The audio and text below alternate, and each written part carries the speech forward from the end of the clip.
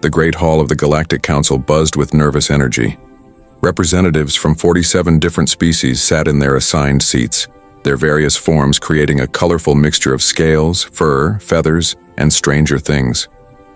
The emergency meeting had been called suddenly, and everyone wanted to know why. Ambassador Kale of the Altari Federation stood at the center podium. His blue skin looked pale today, and his usually calm demeanor seemed shaken. The Altari were known throughout the galaxy as peaceful explorers, always eager to make new friends among the stars. But today, Kale looked like someone who had seen a ghost. "Fellow beings of the Council," Kyle began, his voice carrying clearly through the translation devices, "I come before you today with urgent news. Our exploration fleet has discovered a new species on the outer rim of the galaxy. They call themselves humans, and their world is named Earth." A murmur ran through the assembly. New species were always exciting news. The galaxy was vast, and finding intelligent life was still a rare and wonderful event. Most representatives leaned forward with interest. General Vex of the Draconis Empire stood up from his seat. The massive reptilian warrior was nearly twice the height of most other beings in the room. His red scales gleamed under the chamber lights, and his yellow eyes fixed on Kale with predatory interest. "New species mean new territories," Vex said, his voice a deep rumble. "New resources, new worlds to bring into the Empire. This is good news indeed." Several other representatives nodded. The Draconis Empire controlled 50 star systems and was always looking to expand. Their military might was unmatched in the known galaxy, and they had never lost a war. But Kale shook his head violently. "No, General, you do not understand. These humans, they are different. They are dangerous in ways we have never encountered before." Laughter erupted from the Draconis section. General Vex's officers found the idea amusing. The Altari were known for being cautious, but this seemed extreme even for them. "Dangerous?" Vex asked, still chuckling. "Ambassador, with respect, your people see danger in their own shadows. What could one primitive species possibly do to threaten the mighty Draconis Empire?" Kale's hands trembled as he activated the holographic display above the podium. Images of a blue and green world appeared, showing continents and oceans that looked surprisingly similar to many other inhabited worlds. "Let me tell you what we found," Kale said quietly. "Earth is a beautiful world, rich in resources and perfect for life. When our ships first approached, we expected to find a peaceful civilization, perhaps in its early stages of development. The display changed to show images of human cities. Tall buildings reached toward the sky, vehicles moved along paved roads, and millions of lights twinkled in the darkness. They have achieved basic spaceflight," Kale continued. "They have small colonies on their moon and nearby planets. By all appearances, they seemed like any other developing species, so we made contact using standard peaceful protocols." The assembled representatives watched with interest. First contact procedures were well established. The Altari were experts at it, having successfully introduced dozens of species to galactic civilization. "What happened next changed everything we thought we knew about warfare," Kale said, his voice dropping to almost a whisper. "When we landed on Earth to meet their leaders, they welcomed us. They were curious, friendly, eager to learn about the galaxy beyond their world. We spent months with them, studying their culture and sharing our knowledge." General Vex looked bored. "This all sounds perfectly normal, Ambassador. Where's this supposed danger you speak of?" Kyle's eyes met the general's, and there was something in that gaze that made even the mighty Draconis warrior pause. "The danger, General, is in their history. While we were learning about human culture, we discovered something terrifying. These beings have never known true peace. For their entire recorded history, they have been at war. Many species have violent pasts," interrupted Commander Zira of the hegemony. "We all evolved from predators. What makes humans special?" "Because they never stopped," Kale replied. "We found peace through diplomacy. Others found it through conquest or exhaustion. But humans have been fighting each other for over 5,000 years without a single decade of complete global peace." The chamber fell silent. Representatives began to look uncomfortable. Cal continued, They have fought with sticks and stones. They have fought with metal swords and wooden shields. They have fought with gunpowder weapons and mechanical devices. They have even fought with weapons that can split atoms and destroy entire cities in seconds. The holographic display changed to show images from human history. Ancient battles with thousands of warriors clashing with bronze weapons. Medieval knights in armor charging across fields. Modern soldiers with advanced rifles fighting in trenches. And finally, the mushroom clouds of nuclear explosions. They have weaponized everything, Kale said, his voice filled with a mixture of awe and horror. Their music, their art, their very words can be turned into weapons.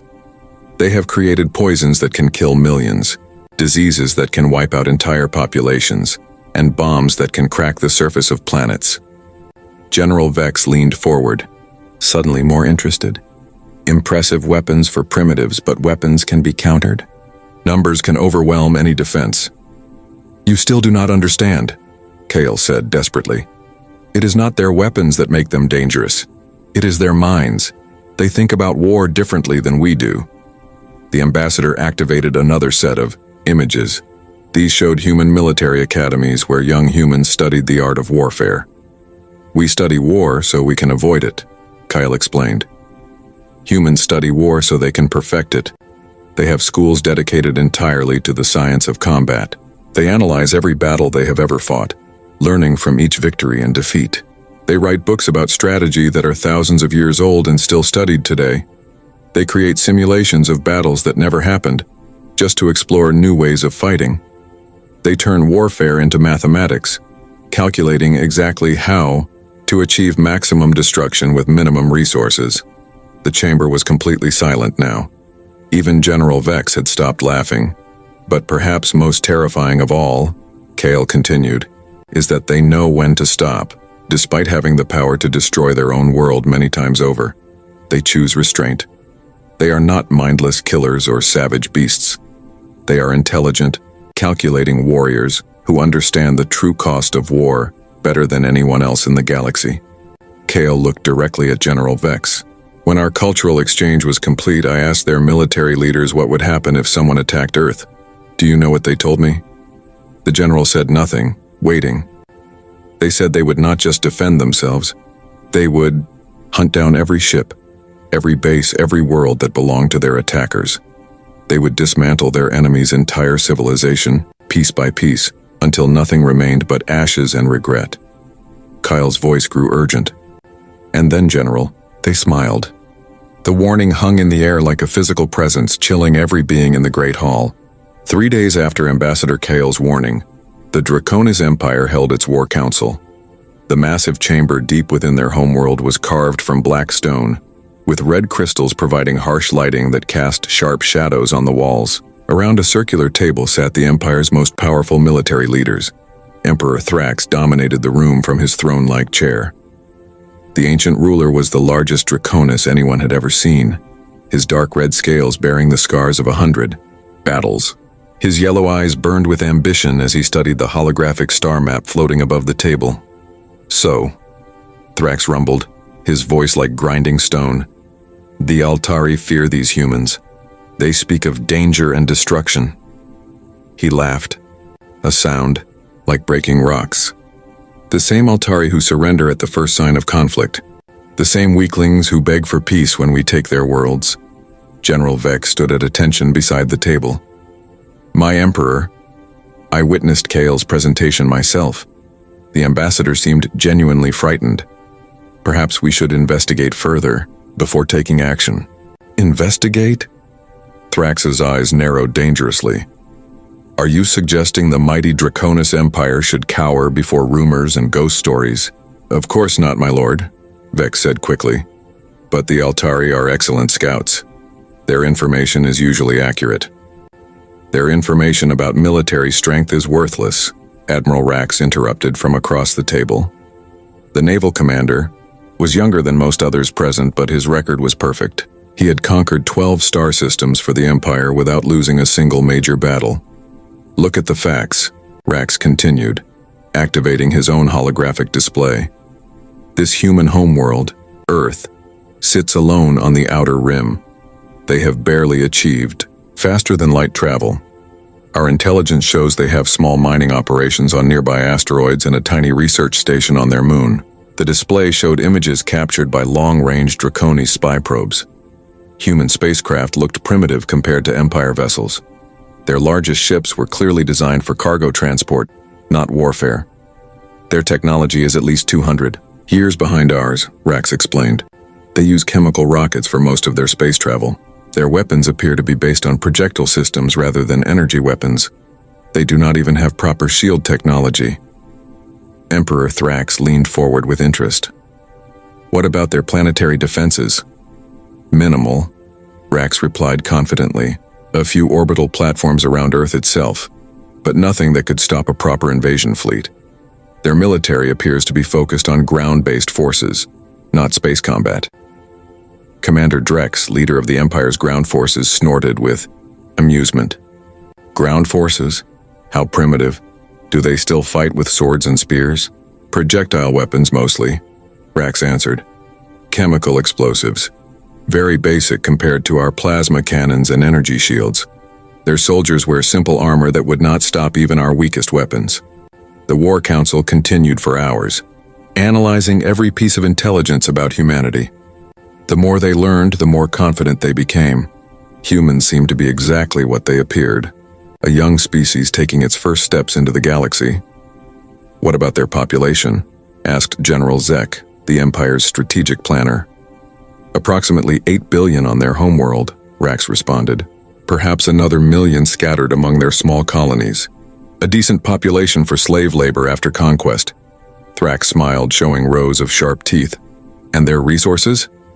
Abundant, Rax said eagerly. Earth is rich in metals, water, and organic compounds. The system contains several gas giants, perfect for fuel extraction, and the asteroid belt holds enough rare minerals to supply our shipyards for decades. The Emperor stood slowly, his massive form casting shadows across the chamber. Tell me, Admiral, how long would it take to conquer this human system? Rax did not hesitate. With a proper fleet, my lord? 2 weeks, perhaps 3 if they hide among their asteroids. But they have nowhere to run, no allies to call for help, no technology that can threaten our ships. And what size fleet would you need? 300 ships should be more than sufficient, my Emperor. Capital ships for orbital bombardment, carriers for fighter support, and troop transports for ground occupation. Standard conquest formation. Thrax walked to the star map, studying the location of Earth's system. It was indeed isolated, far from any major trade routes or allied civilizations, the perfect target for expansion. The Altari spoke of human history, General Vex said carefully. Their wars and weapons. Primitive conflicts between primitive people, Thrax dismissed. Every species fights before it learns civilization. The strong survive, the weak serve. It is the natural order. But my lord, Vex pressed, Kale seemed to believe their experience makes them dangerous. Thrax turned to face his general, and Vex immediately lowered his eyes in submission. Are you questioning my judgment, General? Never, my Emperor. I merely suggest caution. Caution is for the weak, Thrax declared. The Draconis Empire was built through strength and decisive action. We have conquered 50 star systems. We have defeated species with technology far superior to these humans. We have never lost a war. The Emperor returned to his throne. Decision made.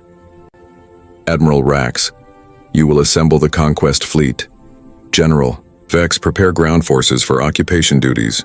Commander Drex, ready the slave processing centers. My lord, Rax said with excitement, shall I inform the Galactic Council of our intentions? Standard protocol requires protocol? Thrax laughed harshly.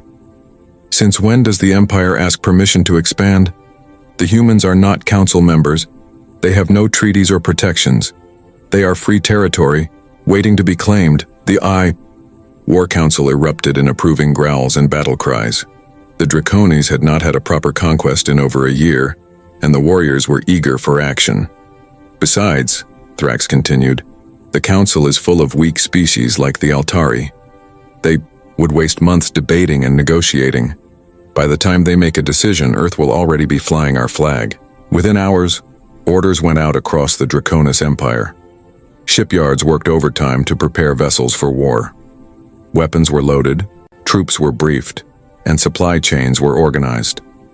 The machinery of conquest began to turn. Admiral Rax stood on the bridge of his flagship, the massive dreadnought Empire's Wrath. Through the viewport he could see the assembled fleet, 300 ships of various sizes, from nimble fighters to planet-killing battleships. It was enough firepower to reduce worlds to ash. "Admiral," his communications officer reported, "the fleet is ready for departure." "Excellent," Rax replied. "Set course for the Sol system, maximum speed." As the Draconis warfleet engaged there, faster-than-light drives and disappeared into hyperspace, heading toward Earth, none of them noticed the small Altari scout ship that had been monitoring their preparations. Ambassador Kale watched the departure with growing dread. His attempts to warn the Council had failed. His direct appeals to the Emperor had been ignored. Now, the most powerful military force in the galaxy was heading toward a world they did not understand. Kale tried desperately to send a warning message to Earth, but Draconis jamming technology blocked all communications to the Sol system. The humans would face the invasion alone, with no warning of what was coming. As his ship jumped to hyperspace, racing to alert the Galactic Council, Kale could only hope that his fears were wrong. Perhaps the humans were just another primitive species after all. Perhaps the Draconis would achieve another easy victory. But deep in his heart, the ambassador knew better. The galaxy was about to learn why humans smiled when they talked about war. The Draconis warfleet dropped out of hyperspace at the edge of Earth's solar system like a cloud of metal death. 300 ships of various sizes spread across the darkness, their hulls gleaming with weapon ports and armor plating. Admiral Rax stood on the bridge of his flagship, studying the tactical displays with satisfaction. "Report," he commanded his bridge crew. "Long-range scanners show minimal activity around the third planet," his sensor officer replied. "Several small orbital stations, a few dozen ships moving between the inner planets. No major defensive installations detected. Just as our intelligence predicted," Rax said with a smile. "These humans are even more primitive than expected. Signal the fleet to assume attack formation." The massive Draconis ships began moving into their standard conquest pattern. Heavy battleships formed the front line, their plasma cannons charging for planetary bombardment. Carrier vessels released swarms of fighter craft that buzzed around the larger ships like angry insects. Troop transports hung back, waiting for the initial bombardment to clear any resistance. "Admiral," the communications officer reported, "we are receiving a transmission from the human vessels." "How many ships are they sending to meet us?" Rax asked, expecting to hear about desperate evacuation fleets or perhaps a small militia force. 37 ships, sir.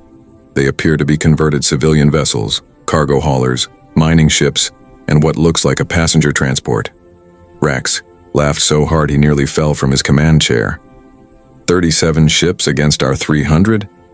He wiped tears from his yellow eyes. These humans are either incredibly brave or incredibly stupid. The human fleet approached slowly, their ships looking like scrap metal compared to the sleek Draconis war vessels. The largest human ship was barely 1/10 the size of Rax's flagship, and most were much smaller. "Sir, they are requesting communication," the communications officer reported. "Put them through," Rax said, still chuckling. "I want to hear what these primitives have to say before we destroy them." The main screen flickered to life, showing the bridge of a human vessel.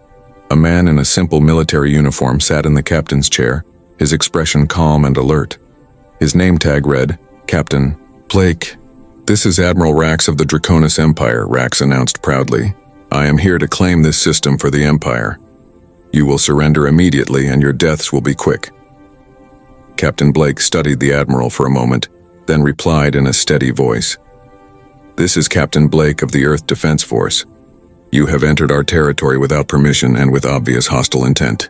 You have exactly 10 minutes to leave our system, or we will be forced to defend ourselves." The Draconis bridge crew erupted in laughter. Even Rax's most serious officers found the humans' words amusing. "Defend yourselves?" Rax asked, still smiling.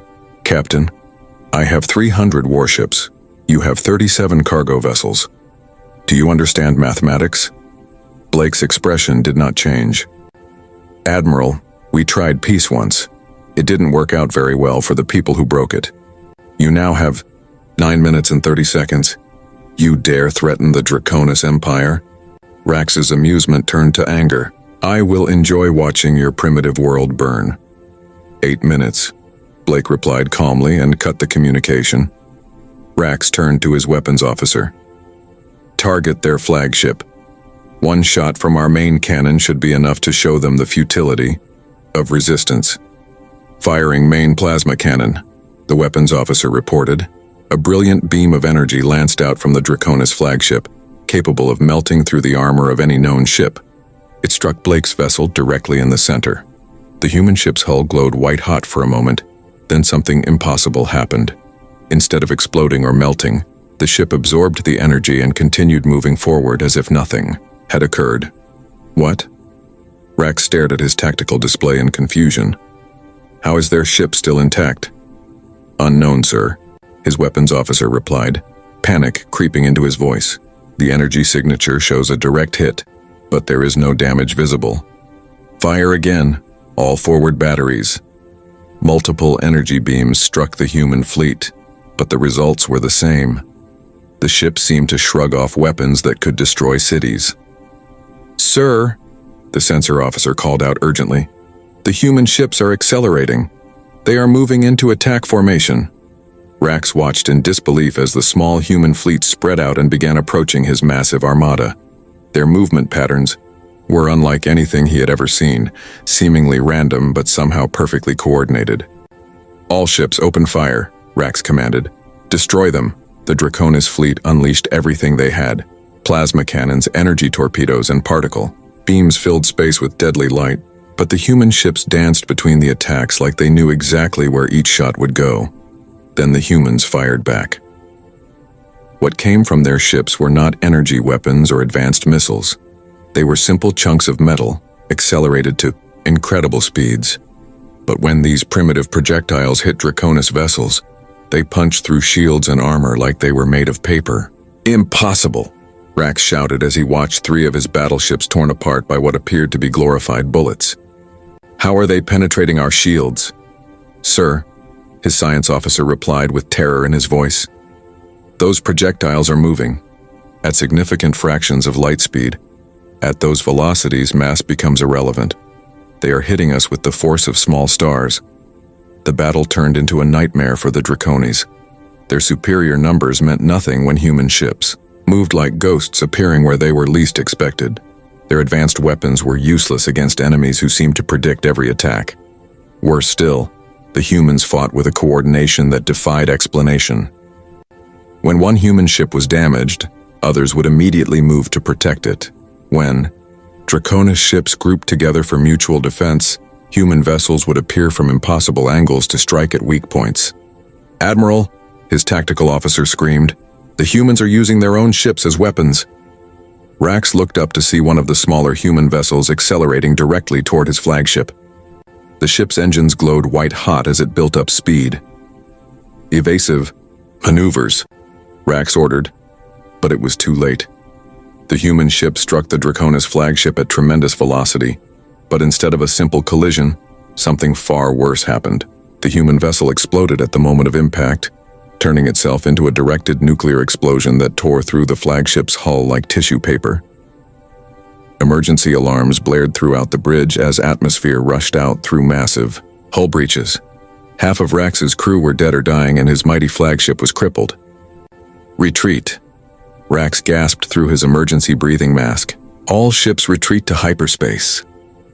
The surviving Draconis vessels fled in panic, leaving behind the wreckage of 75 ships, a quarter of their entire fleet destroyed in less than 30 minutes. As the Draconis fleet jumped to hyperspace, Captain Blake's voice reached them on an open channel. You had your chance to leave peacefully. Tell your Emperor that if he wants Earth, he'll have to come and take it himself. We'll be waiting. In the silence of space, the human fleet regrouped around their damaged vessels, already beginning repairs. They had fought the most powerful military force in the galaxy and won decisively, The war had begun, and the Draconis Empire had just learned their first lesson about underestimating humans. Admiral Rax returned to the Draconis homeworld in shame. His once mighty flagship limped into port with massive hull breaches and half its crew dead. The sight of the defeated fleet shocked the entire empire. Never before had Draconis forces suffered such devastating losses. Emperor Thrax received the admiral in the throne room, his yellow eyes burning with rage. The massive ruler's claws scraped against his stone throne as he listened to the battle report. 75 ships destroyed, Thrax repeated slowly, his voice like grinding metal. A quarter of our invasion fleet, defeated by 37 primitive vessels. My emperor, Rax said, kneeling before the throne, these humans fight unlike any enemy we have faced. Their weapons are crude but effective. Their tactics are unpredictable. They seem to know exactly what we will do before we do it. Excuses, Thrax roared, standing to his full towering height. The Draconis Empire does not lose battles to primitives. You will return with the full battle fleet. Every ship we have crushed these humans completely. Within days, the Empire mobilized its entire military force. 800 warships gathered in space above the Draconis homeworld, the largest fleet ever assembled. General Vex commanded the ground forces while Admiral Rax led the space battle. Groups, they would not underestimate the humans again. This time we take no chances, Thrax declared at the final war council. Bombard every human world from orbit. Turn their planets to glass, leave nothing alive. The massive armada jumped to hyperspace, heading for Earth with enough firepower to destroy entire star systems. But this time, the humans were ready. Earth's defense force had grown during the month between battles. The 37 ships that fought the first engagement had become over 200 vessels. More importantly, these were no longer converted civilian craft. They were purpose-built warships designed specifically to kill Draconis. Captain Blake stood on the bridge of the new flagship, Humanity's Resolve. The vessel looked nothing like the cargo hauler he had commanded in the first battle. This ship was sleek, deadly, and covered in weapon systems that the Draconis had never seen before. Sir, his communications officer reported, long-range sensors detect the Draconis fleet. 800 ships, all military class. 800, Blake mused. They're serious this time. Signal the fleet to assume defensive positions around Earth and activate the orbital platforms. What the Draconis scouts had missed during their reconnaissance were the massive weapon platforms humanity had built in Earth's shadow. Disguised as asteroids and space debris, these installations contained humanity's most devastating weapons. When the Draconis fleet arrived, they found not 37 ships, but a coordinated defense network that spanned the entire solar system. Human vessels moved in perfect formation while hidden platforms powered up weapons that glowed with dangerous energy. All ships attack, Admiral Rax commanded, determined not to repeat his previous failure. Overwhelm them with numbers. The Draconis fleet charged forward like an avalanche of metal and fire, but as they entered the inner solar system, they discovered that the humans had learned from the first battle too. The space around Earth erupted in explosions as hidden mines detonated against Draconis hulls. These were not random explosions. Each blast was precisely timed and positioned to cause maximum damage. The humans had turned the vacuum of space itself into a weapon. Impossible, Rax shouted as he watched dozens of his ships torn apart by traps he never saw coming. How did they mine an entire star system in 1 month? His science officer studied the tactical displays with growing horror. Admiral, these are not simple mines. Each explosion is coordinated with the others. The humans have calculated the exact blast patterns needed to destroy our formations. The human fleet attacked while the Draconis were still reeling from the minefield. But this time, the humans did not rely on converted cargo ships and desperate tactics. They fought with military precision that made the Draconis look like amateurs. Human vessels moved in groups of 3, each group covering the other's weaknesses. When Draconis ships tried to surround them, the humans would scatter and regroup instantly. When the aliens attempted to retreat, human ships would appear behind them as if they had predicted the movement. How are they everywhere at once? General, Vex demanded from his command ship. It is as if they know our battle plans before we make them. The truth was even more disturbing. The humans had studied every recorded Draconis battle for the past century. They knew exactly how the Empire fought, what tactics they used, and how they would respond to any situation. The Draconis military doctrine, which had conquered 50 worlds, was completely predictable to human strategists. But the real horror came when Draconis forces tried to land on human colonies. The Empire had planned to use their superior ground forces to capture human worlds, but they found that every human settlement had become a fortress. On Mars, Draconis troops landed to find empty cities that turned into death traps. Every building was booby-trapped, every street was a kill zone, and every human civilian was apparently a trained soldier. The Red Planet became a graveyard for Draconis ground forces. "Sir," Commander Drex reported from the surface, his voice filled with panic, "the humans have disappeared. The entire population has vanished, but they left behind thousands of automated weapons. The cities are killing our troops without any defenders present. On Europa, the Ice Moon's human mining colonies proved even more dangerous. The humans had used their knowledge of the moon's unstable ice sheets to create massive traps. When Draconis forces landed, entire sections of the surface collapsed, swallowing hundreds of troops in freezing water. But most disturbing of all was what happened on the asteroid belt mining stations. The humans did not fight to defend them. Instead, they evacuated completely, leaving behind what appeared to be normal mining equipment. When Draconis forces occupied the stations, they discovered too late that the mining equipment had been converted into weapons. Asteroid processing plants became mass drivers, firing chunks of rock at near-light speed toward Draconis ships.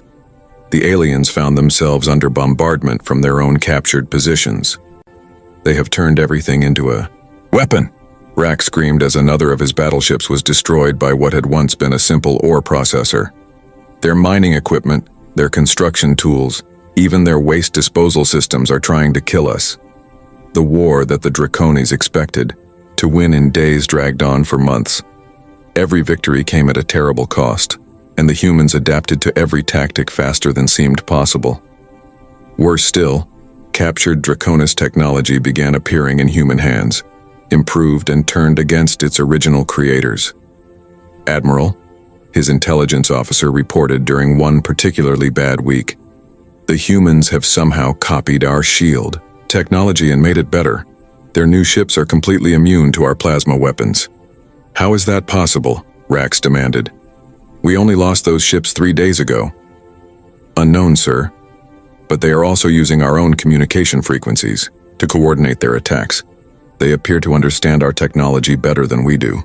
As the Draconis fleet slowly retreated toward the outer solar system, having lost over half their ships, Admiral Rax finally understood what Ambassador Kale had tried to warn them about. The humans were not just defending their home. They were learning, adapting, and evolving their tactics with every battle. The Draconis Empire, which had never lost a war, was being systematically dismantled by an enemy that treated warfare like a science. 6 months after the war began, the remnants of the Draconis fleet limped back toward their home system. Admiral Rax commanded only 150 ships from the original 800 that had attacked Earth. His once proud armada was broken, defeated, and demoralized. But as they dropped out of hyperspace near the Draconis homeworld, Rax discovered something that made his blood freeze.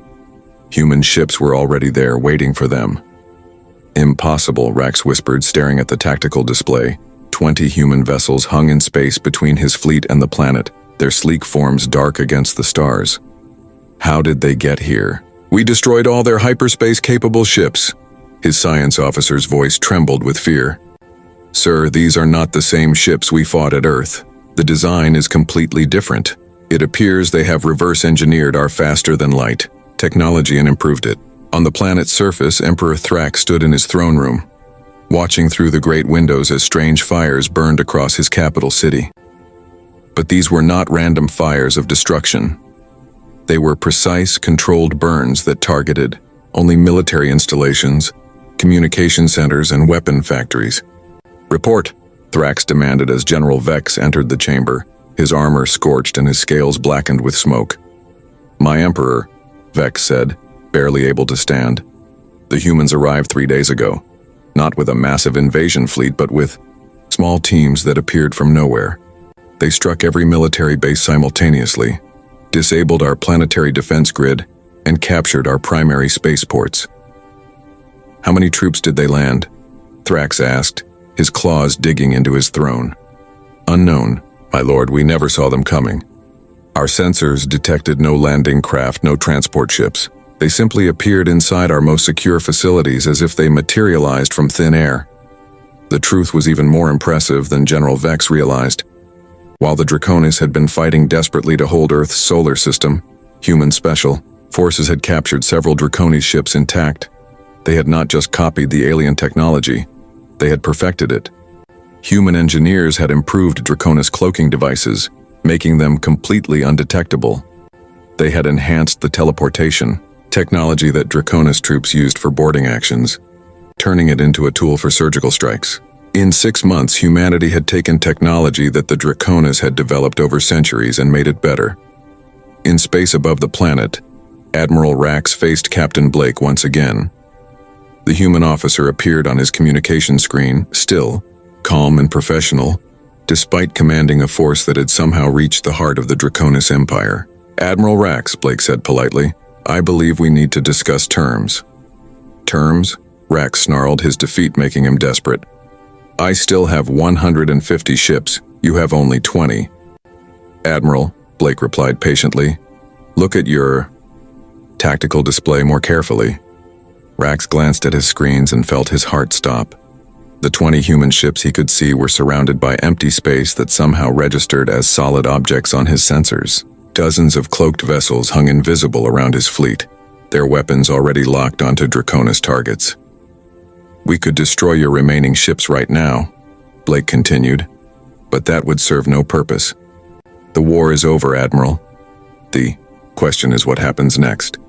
On the planet below, Emperor Thrax faced his own impossible situation. Human soldiers had occupied every major city on the Draconis homeworld, but they had done so without killing a single civilian. Military targets were destroyed with surgical precision, but hospitals, schools, and residential areas remained untouched. "They could have killed everyone," General Vex reported in amazement. "Their weapons are powerful enough to crack our planet's crust. Instead, they disabled our military and left the population unharmed. I do not understand their strategy." Thrax understood perfectly, and it terrified him more than any threat of destruction. The humans were not conquerors seeking to enslave or destroy their enemies. They were demonstrating something far more dangerous: the power to completely control their opponent's fate. The communication system in the throne room activated, and Emperor Thrax found himself face to face with a human general. The man was older than Captain Blake, with gray hair and tired eyes that had seen too much war. "Emperor Thrax," the human said, "I am General Adams of the Earth Defense Command. We need to talk." "You dare address the Emperor of the Draconis Empire as an equal?" Thrax roared, his pride making him defiant even in defeat. "No," Adams replied calmly. "I address you as the former emperor of a former empire. Your military is destroyed, your fleet is captured, and your worlds are under our control. But we are not here to gloat or to rule over you." Thrax leaned forward, confused despite his anger. "Then why are you here?" "To offer you something your empire never offered its enemies," Adams said. "A chance to surrender with dignity, a chance to rebuild, a chance to learn from your mistakes." The human general activated a holographic display showing star maps of Draconis space. Red marks indicated worlds that had been captured or controlled, but surprisingly, most of the Empire's territory remained under alien control. "We have taken your military capability," Adams explained, "but we have no interest in ruling your people. You will withdraw from all conquered worlds and return them to their original inhabitants. You will dismantle your war machine and focus on peaceful development, and you will accept human observers to ensure you keep these agreements." "And if we refuse?" Thrax asked, though he already knew the answer. "Then we will do what you planned to do to Earth," Adams replied simply. "But I do not think that will be necessary. Your people are not evil, Emperor. They are simply following leaders who chose conquest over cooperation."